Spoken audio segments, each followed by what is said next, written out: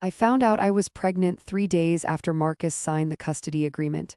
And I didn't tell him, not for a week, not for a month, not until he figured it out himself 14 months later, and by then I already had everything I needed.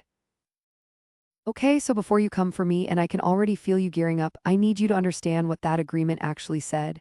He had me at every other weekend and one weeknight. That's it. After 4 years of me doing everything. The drop-offs, the sick nights, the school forms, the pediatrician, the snacks, the permission slips. 4 years, and his lawyer had the nerve to call that equitable. Equitable right. Tell them what your lawyer sent my lawyer 2 days before I signed that agreement. Go ahead, tell them. That is not relevant to. She sent a letter saying I had anger management concerns that made expanded custody inadvisable. There was never a single incident, not one. She made it up to tank my petition. But sure, let's talk about permission slips. My lawyer made a strategic decision. That's what lawyers do. And you know what? It worked because the judge agreed with me. So maybe ask yourself why that was. But okay, the pregnancy, you want the pregnancy, here it is. I found out on a Thursday. Marcus and I had been done for 6 months at that point. It was not planned. I was terrified. And the first thought I had, I am not proud of this, the first thought was, if he finds out now, before the ink is dry, he changes the whole situation.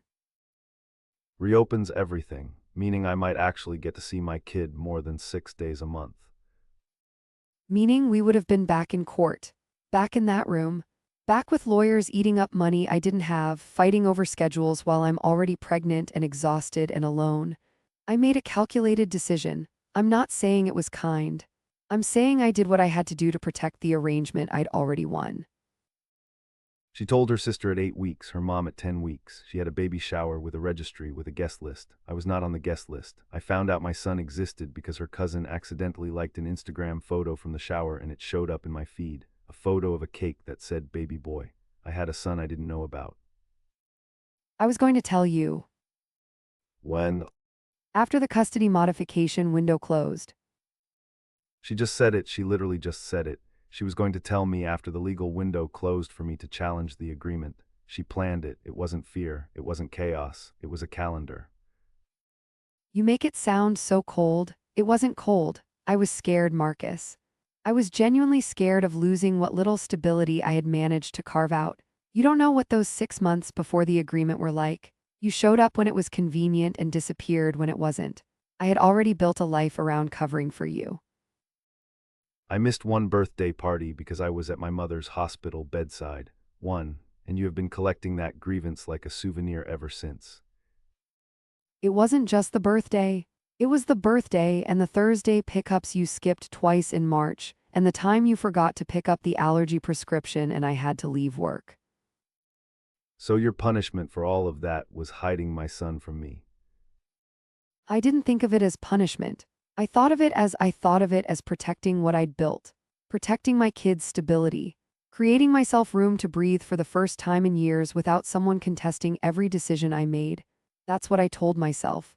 That's the story I ran on repeat until the Instagram thing happened and I had to look at what I'd actually done.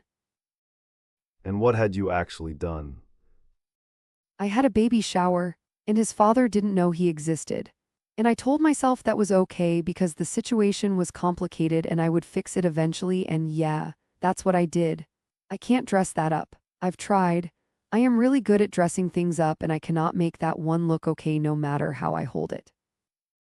He's 14 months old. I've known him for 6 weeks. 6 weeks. She has 4 years of firsts with our daughter and 6 weeks with our son, and she wants credit for eventually telling the truth. The Instagram like did the telling, not her. When you came to the door, I let you in. When you asked to hold him, I didn't stop you. I have not made this harder than it needs to be since the moment you found out. You let me in because you had no legal ground left to stand on. Don't give yourself a medal for that. Okay, maybe it was both. Maybe I was finally doing the right thing and I had no ground left. Those two things can exist at the same time. She's good at that, folding the wrong thing inside something that sounds reasonable. I watched her do it in the custody mediation. I watched her do it when she explained the Instagram situation to her mom. Her mom called me, by the way, and cried and apologized. Her own mother apologized for her. Think about that. My mother needs to stay out of this. She called me, I didn't call her. I wouldn't even know her number if you hadn't made me her emergency contact on the custody forms, because you trusted me that much, just not enough to tell me I had a son.